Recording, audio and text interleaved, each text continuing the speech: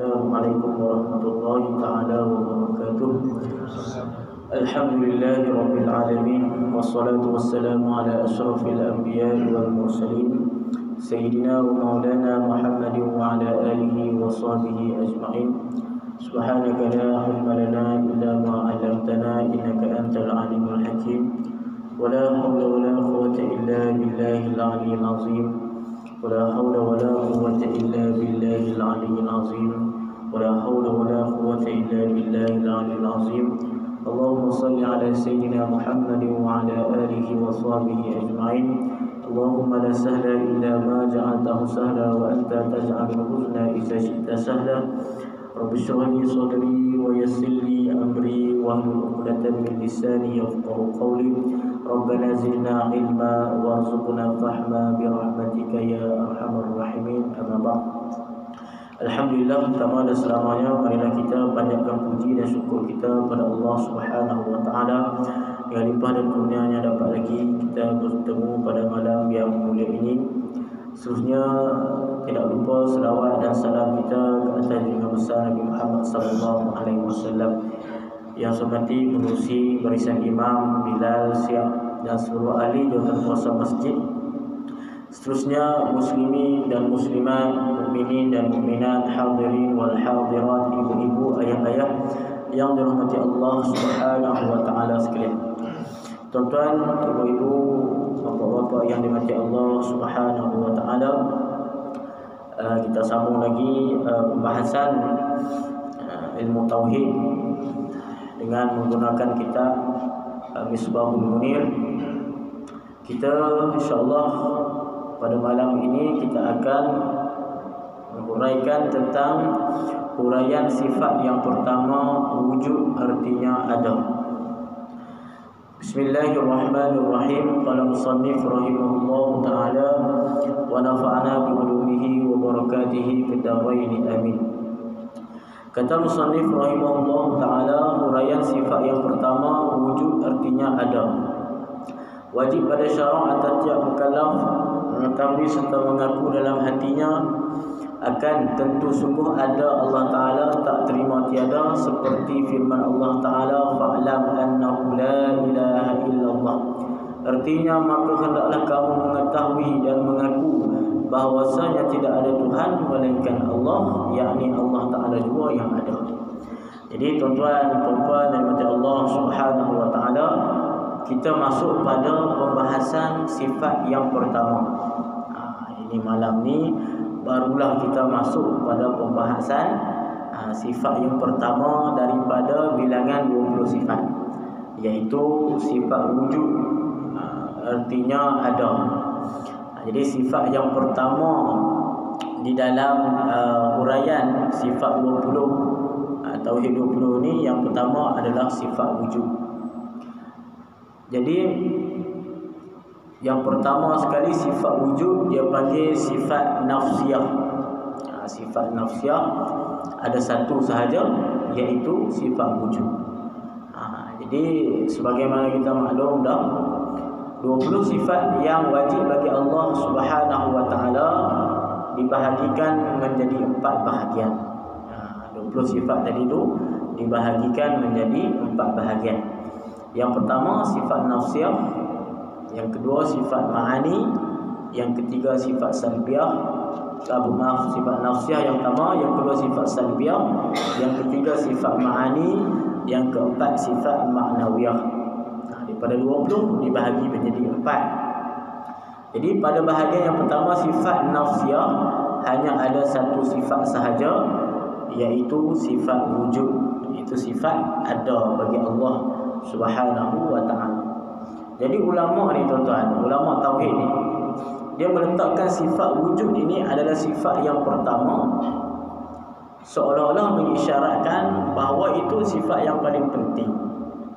Maksudnya yang pertama sekali mesti ada. Nak bahas Tuhan itu bersifat dengan kuasa, kan, nak bahas Tuhan Allah Ta'ala itu memiliki sifat berkehendak, memiliki sifat mendengar, memiliki sifat melihat. Yang pertama sekali mesti wujud dulu lah. Kena ada dulu lah. Itu sifat wujudiyah. Ataupun sifat yang pertama, sifat nafsiyah, iaitu sifat ada. Jadi ada ini kita kena faham adalah sifat yang wajib bagi Allah Subhanahu wa taala. Sifat yang wajib maksudnya sifat yang sungguh, yang betul sungguh, yang kita kena terima pada akal kita. Kata wajib, Allah Subhanahu wa taala memiliki sifat wujud, memiliki sifat ada. Tidak terima kata Allah taala itu tiada. Itu i'tiqad kita. Tidak terima kata Allah taala itu tiada. Tidak terima dan tidak lintas langsung di dalam benak fikiran kita, di dalam akal yang waras kita, bahawa Allah Subhanahu wa taala itu tiada. Tak boleh terima. Itulah sifat yang pertama, tuan-tuan, sifat wujud. Inilah yang disusun oleh Imam Abu Hasan Al-Ash'ari dan Imam Abu Mansur Al-Maturidi. Sifat ada tu, tak nombor satu. Tapi baru ni tuan-tuan, saya tengok ada satu video ya. Ada mengkomen, dia nak komen kata Asy'ariyah ni tak betul kan. Kata orang yang dah berpegang dengan Asy'ariyah, itu kita dah belajar ni lah akidah kita ni. Sifat 20 ni, Asy'ariyah wal Maturidiyah. Dia nak komen kata pahaman dia betul, Asy'ariyah tak betul, sehingga dia menyatakan perkara yang tidak dinyatakan oleh Asy'ariyah itu sendiri. Dia kata apa? Saya pelik, dia tengok, dia kata dengan orang-orang Asy'ariyah, mazhab Asy'ariyah ni, orang nak belajar sifat 20 ni, dia kata Asy'ariyah ni berpegang kata Tuhan ini tak ada. Dia kata macam tu. Dia kacau lah tuan-tuan. Dia kata Tuhan ni tak ada. Sebab dia kata apa? Bagi dia orang, dia bagi kita Asy'ariyah ni, Tuhan ini bukan di atas, bukan di bawah, bukan di depan, bukan di belakang. Berarti dia kata tak ada lah. Itu pahaman yang salah tuan-tuan. Jadi itu satu, kita katakan satu pembawakan ataupun ajaran yang sangat bahaya. Bahkan dia bila dia kata macam tu, kata Asy'ariyah, golongan yang berpegang dengan Abu Hasan Ash'ari, kata Tuhan itu tak ada, seolah-olah dia telah mentakfirkan orang yang berpegang dengan akidah Tauhid 20 ni. Sebab bila kata Tuhan tak ada, itu kufur. Tak yakin ataupun tak etikot kata adanya Tuhan. Ini Tuhan bukannya tuduhan yang kecil lah. Sebab tu tuan-tuan, kita kena jaga juga daripada kita ini terpengaruh dengan pahaman-pahaman yang macam tu. Jadi dia tak faham sendiri apa itu konsep ataupun pemahaman manhaj di dalam Asy'ariyah. Dia pening, lepas tu dia tuduh kata orang yang berpegang dengan Asy'ariyah ni tidak mengisbatkan adanya Tuhan, tidak mengaku kata adanya Tuhan. Ini satu kalam yang sangat bahaya. Bila dia kata macam tu, dia telah menyesatkan majoriti akidah umat Islam di dalam dunia. Majoriti akidah umat Islam di dalam dunia. Bukan di Malaysia saja kita dah pegang Tauhid 20 Asy'ariyah Maturidiyah. Seluruh dunia kan. Seluruh dunia. Hatta imam-imam yang besar dulu, kebanyakan majoriti mereka adalah Asy'ariyah. Imam Nawawi Asy'ariyah, Imam Rafi'i Asy'ariyah, Ibn Hajar Asqalani Asy'ariyah. Imam besar, Sadatul Ummah, itu pembesar ulama-ulama Islam dulu, majoritinya berpegang dengan akidah Asy'ariyah wal Maturidiyah. Jadi kalau dia kata macam tu, seolah-olah dia telah menyesatkan ramai orang Islam, bahkan menyesatkan umat-umat Islam yang terdahulu. Jadi tak boleh kita terpengaruh lah tuan-tuan. Jangan kita terpengaruh dengan pahaman-pahaman macam tu. Jadi kita belajar dengan akidah yang dah disusun oleh ulama-ulama Asy'ariyah, mazhab kita, manhaj Asy'ariyah, insya-Allah selamat. Sebab bukan ini pahaman yang baru kita pegang. Bukan kita pegang pahaman yang duk bawa mengaji wujud, kidam, baqa, Tauhid 20, bukan sehari dua ni tuan. Dulu ratusan tahun dulu lah. Majoriti ulama-ulama besar tu Asy'ariyah, Maturidiyah. Itulah ahli sunnah wal jamaah. Baik. Jadi kita kena ingat, kita kena mengaku, kita kena iktikadkan wajib Allah Taala ada, tak boleh terima kata Allah Subhanahu wa taala itu tiada. Contoh dalilnya firman Allah Subhanahu wa taala, fa'lam annahu la ilaha illallah. Fa'lam, ketahuilah, annahu la ilaha illallah, bahwasanya tidak ada Tuhan melainkan Allah Subhanahu wa taala. Ini tak ada Tuhan yang benar-benar disembah melainkan Allah Subhanahu wa taala. La ilaha illallah dengan makna la ilaha ma'bud bihaq. Tidak ada Tuhan yang disembah dengan sebenar-benarnya illallah melainkan Allah. Adapun yang diiktikad ataupun yang dikatakan Tuhan itu bukannya Tuhan yang sebenarnya, kan? Yang dianggap Tuhan oleh sebilangan ataupun sebahagian daripada kelompok manusia, sebagaimana orang yang kafir, orang yang luar pada Islam, yang mengiktikadkan bahawa ada yang Tuhan selain Allah Subhanahu wa taala, itu bukanlah al-ma'bud bihaq. Itu bukanlah Tuhan yang selayak-layaknya, yang sebenar-benarnya layak untuk disembah, dan kita nak jadikan dia itu Tuhan. Jadi itu hanya anggapan mereka, itu hanya iktikad mereka. Tapi yang haknya, yang sebetulnya, yang sebenarnya, bila sebut Tuhan Allah, itu. Bila sebut Allah itu Tuhan, bila sebut Tuhan itulah Allah Subhanahu wa taala. Sebab tak ada dah Tuhan yang memiliki sifat yang sama dengan sifat ketuhanan yang dimiliki oleh Allah Subhanahu wa taala melainkan Allah. Jadi nak jadi Tuhan ni tuan-tuan, dia ada dua sifat. Dia panggil sifat uluhiyah, sifat-sifat ketuhanan. Yang pertama mesti dia mempunyai sifat istighna. Yang kedua mesti mempunyai sifat iftiqar. Sifat istighna ni apa? Terkaya ataupun tidak perlukan kepada yang lain. Itu dia panggil sifat istighna. Istighna an kulli ma siwa.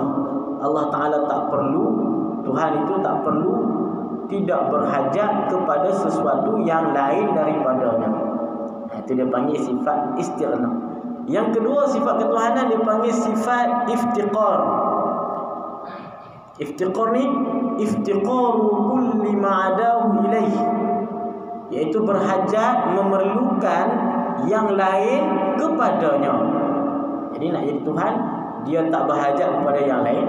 Yang lain selain daripada dia berhajat kepada dia. Maka itu sifat ketuhanan. Sifat itu hanya tidak ada yang lain melainkan ada pada zat Allah Subhanahu wa taala semata-mata, tak ada yang lain.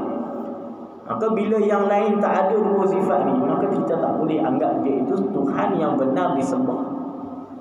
Kan? Bahkan kita nak isbatkan, nak sebutkan kata itu Tuhan pun pada lughah, pada bahasanya itu pun salah dah. Bahasa Arab dia panggil ilah, bahasa kita panggil Tuhan. Ilah, Rabb, itu Tuhan. Jadi syarat nak jadi Tuhan tadi mesti ada dua sifat ni tadi. Sedangkan kita tilik ataupun kita tengok, kita cek balik kepada Tuhan yang dianggap Tuhan, yang dianggap sembahan, yang dianggap Tuhan oleh orang kafir, ada dua sifat ni? Tak ada. Sifat istighna ada tak? Maksudnya dia itu tak perlu kepada yang lain, ada tak? Tak ada. Orang sembah batu, ada orang yang sembah batu, sembah berhala, sembah tokong. Adakah dia tak berhajat kepada yang lain? Dia tak perlu kepada orang yang lain untuk ada dia di situ? Mesti perlu. Kalau kata orang lain tak buat dia, tak ukir dia pun tak ada. Tak sembah, tak bawa dia ke satu tempat, dia pun tak boleh nak bergerak. Maksudnya dia perlu kepada orang lain. Kata tak boleh dia Tuhan. Allah Tuhan bukan macam tu. Nak ada dia tak perlu pada yang lain. Itu. Yang kedua sifat iftiqar. Sifat iftiqar yang lain selain daripada dia berhajat kepada, tak berhajat. Orang ada sembah tokong kan, sembah berhala tu. Kalau orang yang sembah tu dia nak makan, dia berhajat memerlukan kepada berhala tadi ke? Tak perlu.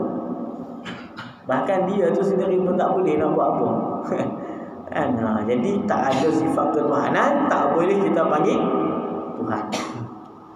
Kan cerita Nabi Ibrahim AS. Nabi Ibrahim sanggup apa Allah sekali dia kapok dekat berhala yang paling besar kan. Orang yang sembah tu, dia orang pun tahu kita berhala tu macam mana kamu bohong nak Ibrahim kan. Sebab apa, dia mana boleh nak memecahkan kalau kata dia tak boleh nak buat apa, nak pegang kapok tu pun dia tak boleh, macam mana kamu nak sembah dia kan? Diri dia sendiri pun dia tak boleh nak bergerak dah, macam mana kamu boleh pergi sembah dia? Jadi kamu lebih bodoh lagi kan. Itu sifat fatanah, sifat cerdik yang Allah Ta'ala bagi dekat sekalian Rasul. Jadi cerdik pada sekalian Nabi ni bukan hanya cerdik macam kita aja tuan-tuan.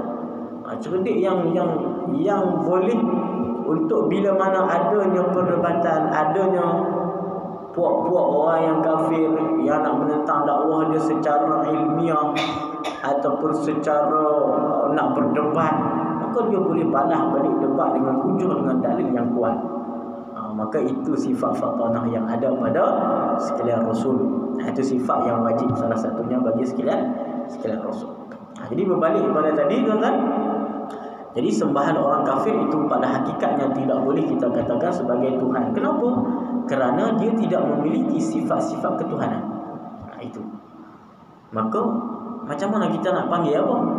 Kita panggil sembahan. Sembahan orang kafir. Sembahan orang Hindu. Hindu ada sembahan dia. Macam-macam lah. Dewa lah, apa lah, berhala lah. Ada yang kata dia sembah lembu, tak tahu lah. Lembu tu dia orang sembah kan macam mana? Sebahagian kata kan, ada yang kata memang dia orang sembah lembu tu. Ada yang kata lembu tu macam binatang suci saja, dia tak sembah lembu tu. Wallahualam lah. Sebab tu dalam agama dia tak makan. Lembu dia tak boleh makan. Sebab dia kata mungkin Tuhan dia, ada sebahagian kata dia itu binatang suci.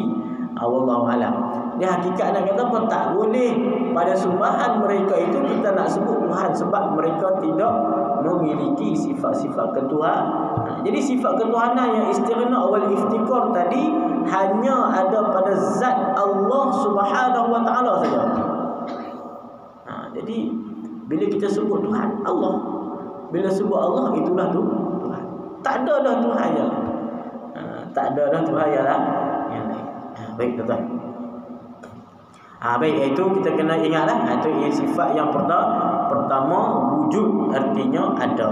Jadi mesti kena faham, kita kena pegang Allah Ta'ala tu ada, tak boleh kata tiada.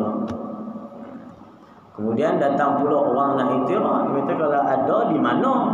Pula manusia ni dia ada yang jenis yang suka banyak berfikir. Jadi tuan-tuan, kita banyak berfikir boleh, tapi berfikir itu biarlah fikiran kita itu jangan keluar daripada landasan syarak. Kita memang dituntut untuk banyak berfikir, sebab Allah Ta'ala ulang banyak kali dalam Quran, afala tatafakkarun, kan banyak ayat, afala yaqilun, apakah kamu tak berfikir, apakah kalian mereka tidak berakal. Maksudnya Allah Ta'ala suruh berfikir, suruh menuntut ilmu. Tapi fikiran kita itu mestilah selaras ataupun tidak lari, tidak keluar daripada konteks landasan syariat. Jangan keluar lebih. Kalau kita keluar lebih, itu yang jadi masalah. Allah Ta'ala bagi akal kita banyak tu je. Misalnya banyak ni, kita kena boleh fikir banyak tu je. Tapi kalau kita fikir luar daripada tu, ini masalah.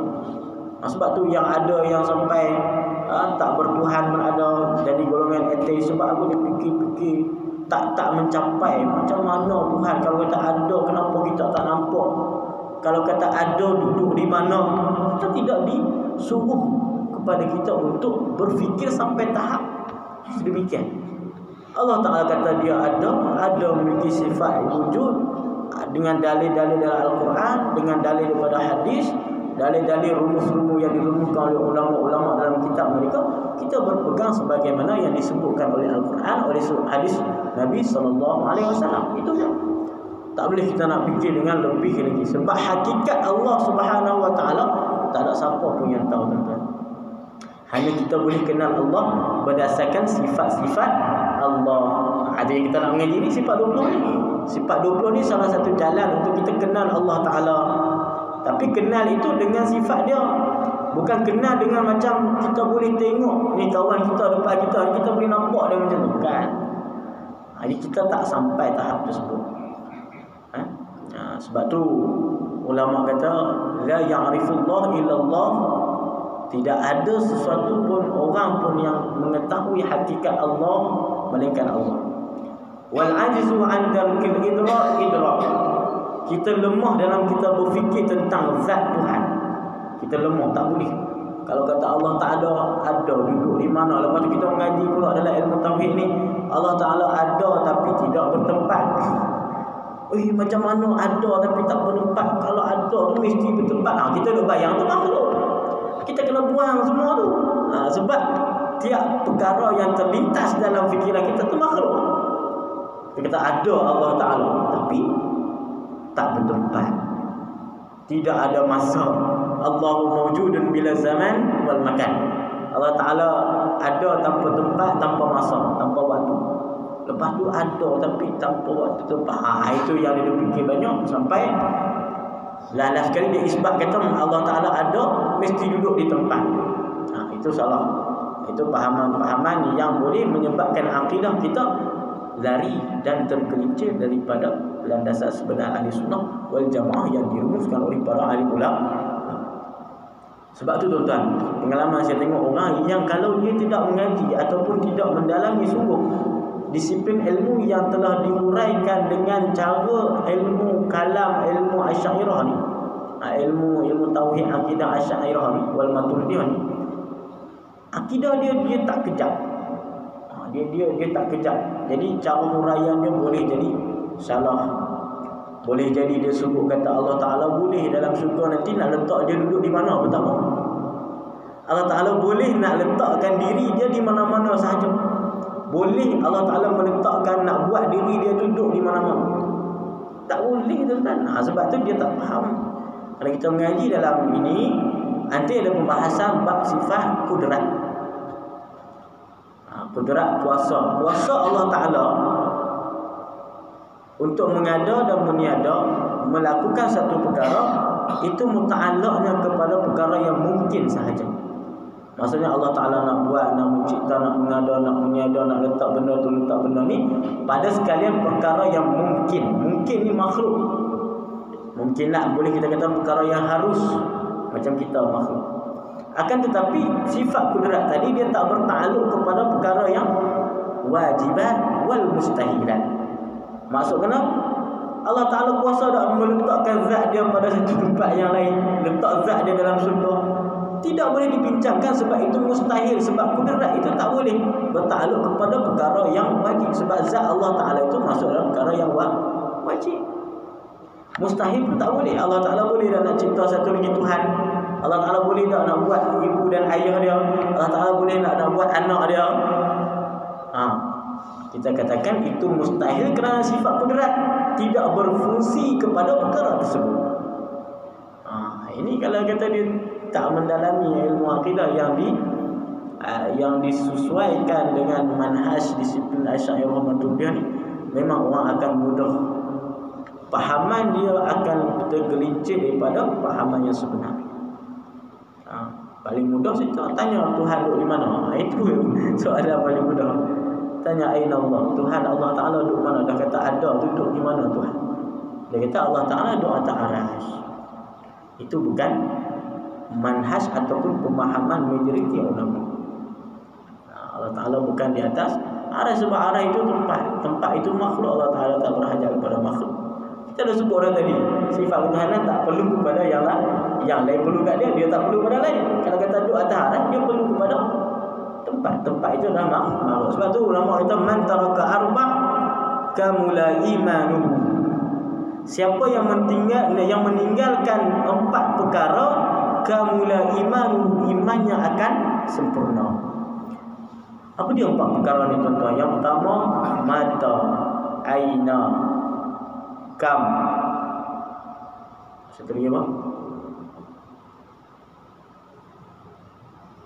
Mata, aina, mata, kam, kaifa. Ada 4. Aina, di mana.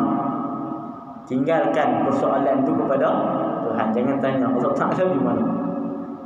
Yang kedua, mata, bila Allah Ta'ala ni. Tinggalkan. Kam, berapa. Kaifa, bagaimana.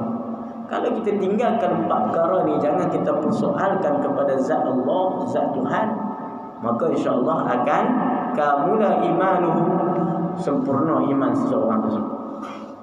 Ya, sebab pertanyaan tentang aina itu sendiri sebenarnya kalau kita bahas dari sudut bahasa pun dia salah dah. Aina maksudnya di mana. Di mana itu dalam bahasa Arab, tempat itu dia panggil zaraf. Zaraf ini makhluk, tempat ini makhluk. Bila kita menanyakan Allah Ta'ala di mana, soalan itu pun dah sebenarnya tak patut ditanya. Sebab apa? Sebab soalan itu sendiri dah salah. Sebab tanya tempat kepada Allah, sedangkan Allah Ta'ala bukan di tempat. Tapi kalau kita tanya sebagai kita punya nak tahu dari sudut ilmiahnya, tak apalah. Cuma nak kata kalau nak tanya, nak mempertikaikan ataupun nak tanya sekadar tanya-tanya, itu pun tak boleh. Ataupun soalan itu sendiri adalah soalan yang yang tak pernah ditanya oleh orang dulu. Baik, tuan. Kemudian kita sambung sikit lagi. Maka pengakuan di dalam hati dengan tentu ada sungguh Allah Ta'ala itulah dinama wajib pada akal. Dan pengakuan tentu tiada Allah Ta'ala itu dinamakan mustahil. Kita menyebutkan adanya Allah Ta'ala wajib ada. Itulah pengakuan kita wajib pada akal. Kita katakan mustahil Allah Ta'ala tiada. Itulah mustahil pada akal. Jadi wajib pada akal Allah Ta'ala itu ada, mustahil pada akal Allah Ta'ala itu tiada. Jadi tak masuk, tak boleh kita terima pada akal kita. Ma la yatasawwaru fi aqli wujuduhu. Dia panggil mustahil. Ma la yatasawwaru fil aqli wujuduhu. Sesuatu yang tak boleh kita nak gambarkan dalam akal kita akan adanya. Itu panggil mustahil. Wajib. Ma la yatasawwaru fil aqli adamu. Tak boleh gambarkan dalam akal kita akan tiada. Mesti kita kata ada. Baik. Jadi yang penting bagi kita untuk kita etikad je lah. Kata Allah Ta'ala itu ada. Adanya Allah Ta'ala itu tidak mulai dengan masa, tidak disudahi dengan tiada. Adanya mustahil Allah Ta'ala itu tiada. Dan adanya Allah Ta'ala tidak sama seperti adanya kita. Hidupnya Allah Ta'ala tak sama seperti hidupnya kita. Itu makhluk. Adanya Allah Ta'ala tidak memerlukan kepada tempat, tidak memerlukan kepada masa. Adapun ayat-ayat, nanti orang pertikaikan pula. Ayat-ayat yang mengisbatkan kata Allah Ta'ala berada pada sesuatu tempat. Seperti mana Ar-Rahman ala arsyis istawa. Allah Ta'ala berada di atas arasy ataupun istiwa di atas arasy. Itu tuan-tuan dia masuk dalam pembahagian ayat mutasyabihat. Jadi ayat mutasyabihat ini dalam Al-Quran ni ada 2. Yang pertama dia panggil ayat yang muhkamat. Ayat muhkamat. Yang kedua dipanggil ayat mutasyabih. Wallazi anzala 'alaikal kitaba minhu ayatun muhkamatun hunna ummul kitabi wa ukharu mutasyabihat. Di dalam Al-Quran ni Allah Ta'ala turunkan Al-Quran ni, yang pertama ada ayat muhkamat, hunna ummul kitab. Itulah yang ibunya. Maksudnya yang pegangan utama kita kepada ayat muhkamat. Banyak lagi ayat yang muhkamat. Qul huwallahu ahad, Allahus samad, lam yalid wa lam yulad wa lam yakul lahu kufuwan. Ayat muhkamat. Ayat mutasyabihat, ayat yang menjadi minoriti ataupun ayat yang sedikit sahaja di dalam Al-Quran. Ayat muhkamat, ayat yang majoritinya di dalam Al-Quran banyak. Dalam yang sikit itu ayat mutasyabihat. Tentang masalah ayat mutasyabihat ini Allah Ta'ala sebut dalam Al-Quran yang mengetahui tentang pentakwilan itu hanya Allah Subhanahu wa Ta'ala dan juga warasikhuna fil ilm. Orang-orang yang rasikh di dalam ilmu, iaitu para alim ulama para mujtahid yang mengetahui tentang pentakwilan ayat tersebut. Adapun kita ikut apa yang telah diijtihadkan oleh para ulama, para mujtahid tersebut. Jadi ayat mutasyabihat ini ayat yang kesamaran maknanya, kalau kata kita berpegang dengan zahirnya, takut-takut terjadi kesilapan kita di dalam pegangan, di dalam pahaman. Maka ayat itu perlu ditakwilkan. Ini pembahasan yang panjang lah tuan-tuan. Dia ada tafwid, ada takwil, ada takwil ijmali, ada takwil tafsili, dia ada takwilan salaf dan takwilan khalaf. Dan dua-dua itu ahli sunnah wal jamaah. Di situ ada jadi perbezaan dengan puak satu lagi ni. Puak W. Alah ni tak boleh nak sebut. Kat sini tak apa sebut kan. Bila ni sensitif tak boleh sebut. Dia kena panggil puak W je.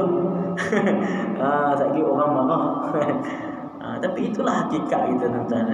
Pahaman-pahaman ni banyak dah beredar, saya tengok. Sebab sekarang, dulu mungkin tak sekarang sebab zaman media sosial kan. Jadi orang mudah terpengaruh. Tengok ni tanpa ada satu pegangan akidah yang kuat, kita mudah terpengaruh dengan akidah yang selain daripada itu.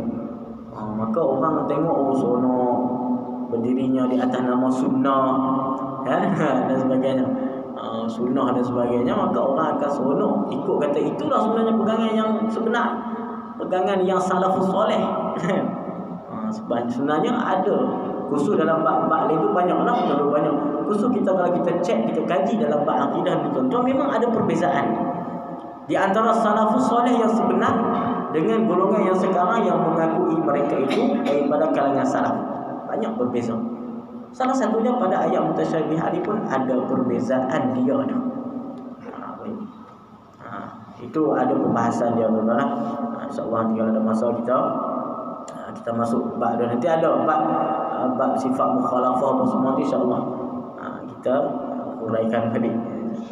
Sebab kalau urai panjang-panjang takut nanti menjadi satu perkara yang mungkin kita kata tidak kita dapat mencerna sebenarnya. Baik. Kemudian kita sambung sikit lagi. Begini maksud perkataan ulama, wujud artinya ada, mustahil lawannya tiada hingga akhir, dan dalil atau tanda kata Allah Ta'ala itu ada, sungguh ianya tak tiada ialah kita fikir dengan perhati dan tilik pada makhluk ini. Ini dalil secara akal. Dalil ni tuan-tuan ada dua. Ada dalil akal, ada dalil nakal. Dalil akal, dalil akli dan dalil nakli. Dalil akli, dalil yang kita fikir dengan fikiran kita, dalil akli. Yang kedua dalil nakli.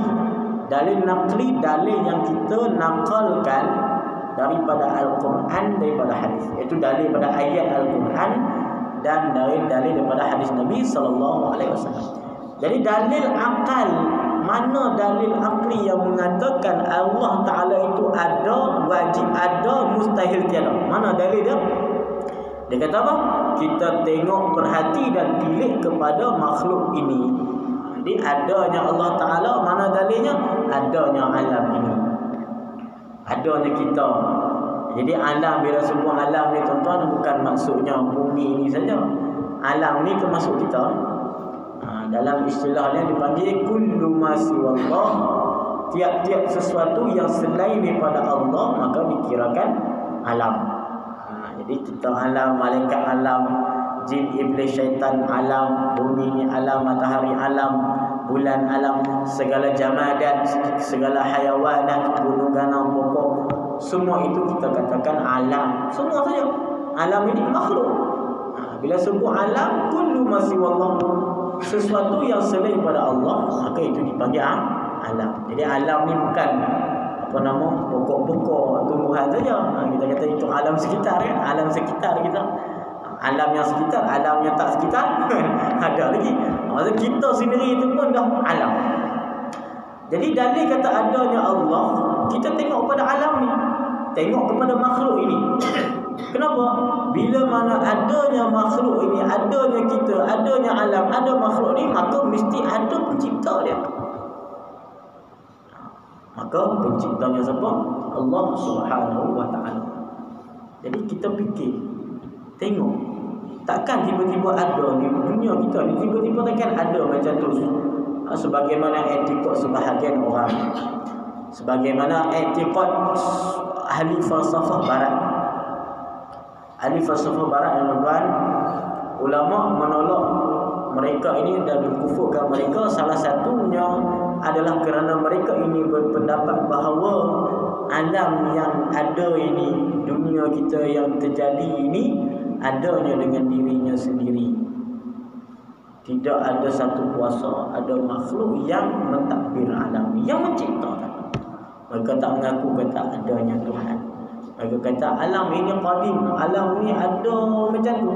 Dari dulu lagi ada. Tak ada yang menciptakan, ada sendiri macam tu. Kan? Itu dipanggil i'tiqad falasifah, dan i'tiqad ini i'tiqad yang kufur. I'tiqad yang kufur. Jadi alam ini ada mesti kerana ada penciptanya. Siapa? Allah Subhanahu wa taala. Kan? Ada juga yang faham kata terjadinya daripada alam ini bukan daripada, ada golongan yang tak percaya kepada Tuhan. Dia faham kata alam ini, bumi ini ada sebab teori Big Bang. Tuan-tuan dengar tuan teori Big Bang. Big Bang ni dulu dia kata berjuta-juta tahun dulu, jadi letusan besar, maka jadilah planet-planet ini. Jadi bumi, jadi matahari, jadi bulan, jadi planet Pluto, jadi planet Marikh, planet apa lagi? Planet apa? Zuhal, Zurah, Mustari, banyak planet. Jadi dia kata teori Big Bang. Memang teori itu sebenarnya memang disebut dalam Quran pun. Macam mana saya lupa ayat tu? Saya ingat ayat tu. Fafataqnahuma, ada satu ayat saya tak ingat, lebih kurang maksud dia Allah kami jadikan satu gumpalan, kemudian kami pecahkan, akan terjadi. Daripada situlah diambil teori Big Bang. Mungkin. Tapi Big Bang itu pun sebelum tu mesti Allah Ta'ala dah cipta, dah ada. Bukannya jadi sendiri, bukannya tak ada pencipta, bukan tak ada yang kuasa di sebalik teori ataupun kejadian Big Bang tersebut, kan? Itu. Baik. Itu ini kita kena tolaklah pemahaman tersebut. Jadi alam ni, adanya alam ini menunjukkan kata adanya Tuhan. Kata adanya Allah Subhanahu wa taala. Sebab tu disebutkan man arafa nafsahu arafa rabbah. Siapa yang mengenal dirinya maka dia akan kenal Allah, kenal Tuhan dia. Sebab bila kita kenal kita ini makhluk, bila kita ini makhluk, kita ini dicipta. Kalimah makhluk itu sendiri bahasa Arab maksudnya perkara yang dicipta.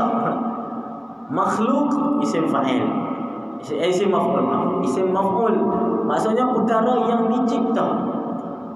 Bila makhluk adanya khaliq, adanya khaliq isim fa'il yang mencipta. Makhluk isim maf'ul dia panggil benda yang dicipta, khaliq pencipta. Bila kita faham kita ini makhluk yang dicipta, makna kata kita bukan dari sini. Yang dicipta mesti ada Tuhan yang menciptakan kita. Ada Rabb, ada ilah yang menciptakan kita, iaitu Khalik kita, siapa? Allah Subhanahu wa taala. Sampai dekat tu dah tauhid kita tuan-tuan.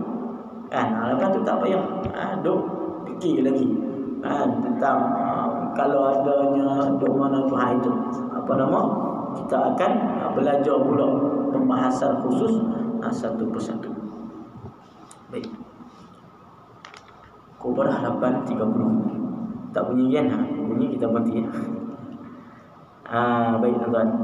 Kemudian jadi tanda kepada kata ada Allah Ta'ala itu melihat kepada, dalilnya adalah melihat kepada makhluk ini yang baru. Dan tiap-tiap yang baru itu ada, dan tiap-tiap yang baru ada itu tentulah didahulukan tiada. Kalau begitu nyatalah bahawa makhluk ini mungkin namanya dan mungkin itu barang yang terima ada dan terima tiada, dengan bersamaan berat keduanya.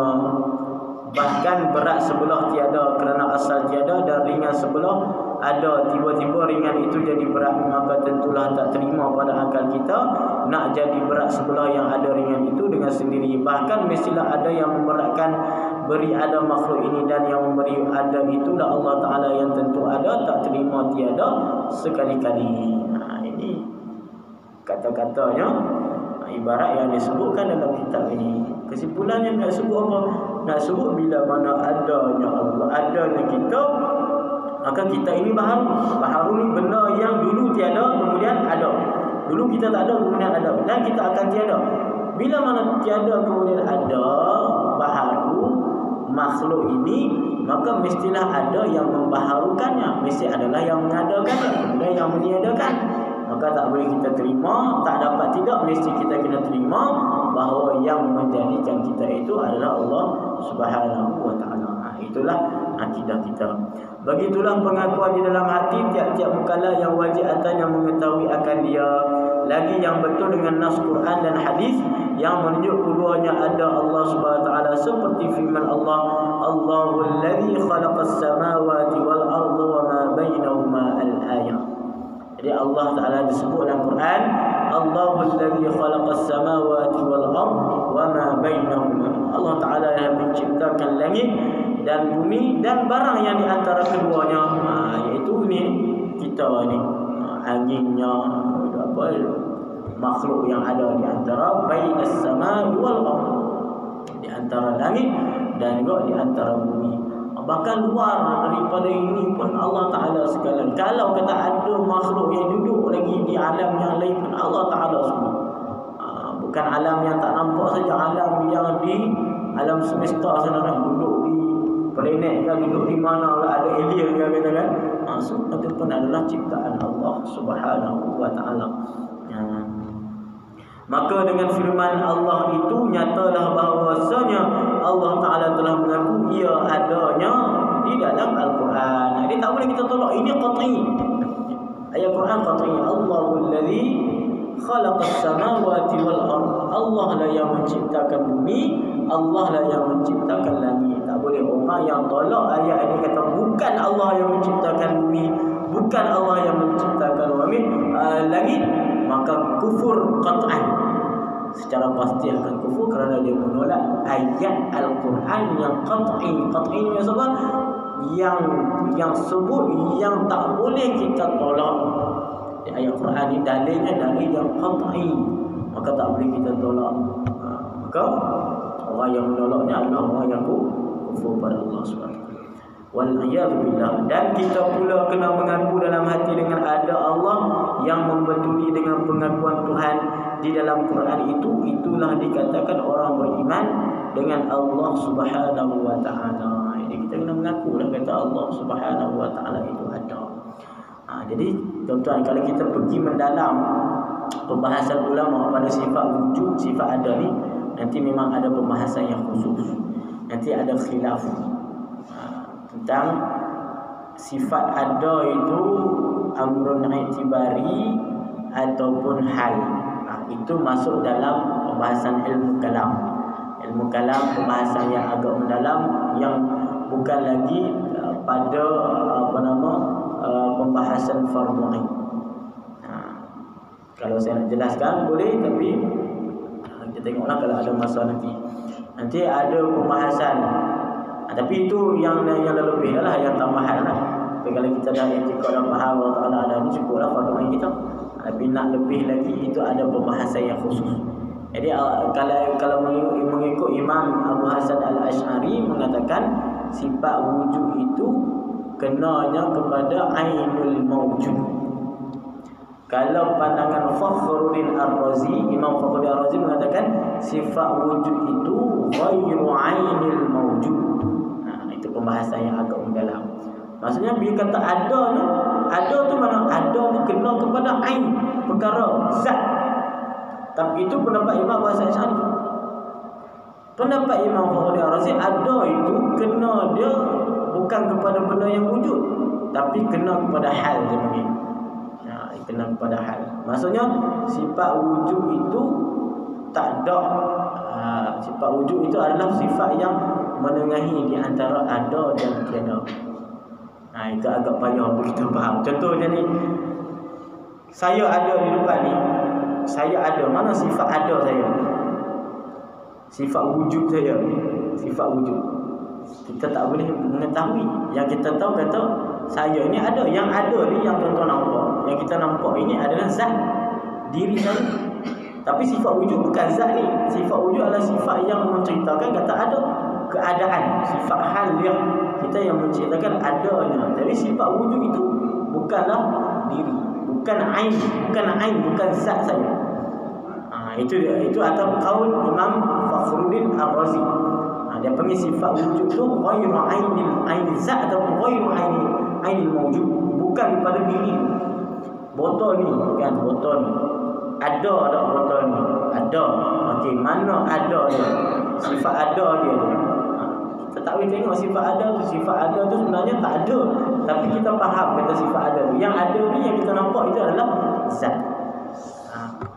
Itu fahaman ataupun pandangan ulama, iaitu Imam Fakhruddin Ar-Razi. Kalau Imam Abu Hasan Asy'ari, sifat ada tu kena kepada zat tu. Ada banyak ainul zat. Nanti pembahasan yang akan dalam dia adalah cerita tentang maujud, ma'dum, amr i'tibari, ada hal. Ada maujud, ada ma'dum, amr i'tibari, hal. Sifat yang betul-betul kena kepada maujud ni adalah zat Allah dan juga sifat ma'ani Allah Ta'ala saja. Maksudnya sifat yang betul-betul ada, maksud ada ni apa? Kita boleh tengok, kita boleh sentuh, kita boleh lihat sekiranya pada akhirat nanti lah. Jadi dalam 20 sifat tu yang betul-betul mawujud, dia panggil sifat wujudi, adalah sifat ma'ani. Adapun selain pada itu, dia bukan sifat yang wujudi.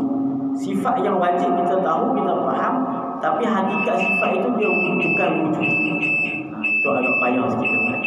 InsyaAllah nanti kalau ada masa yang lebih kita akan jelaskan juga, insyaAllah. Tapi itu dia masuk dalam min ghawamidil ilmi kalam lah, daripada ilmu kalam, ilmu yang agak mendalam sikit. Jadi kita kena ta'ammul sikit lah. Kena banyak fikir sikit. Wallahu a'lam bishawab. Bismillahirrahmanirrahim. Alhamdulillahirabbil alamin, wassalatu wassalamu ala asyrafil mursalin wa ala alihi washabihi ajma'in. Allahumma faqihna fid din wa 'allimna waj'alna min ibadikas shalihin. Sallallahu alaihi wasallam Muhammad wa ala alihi. Alhamdulillahirabbil alamin. Assalamualaikum warahmatullahi wabarakatuh.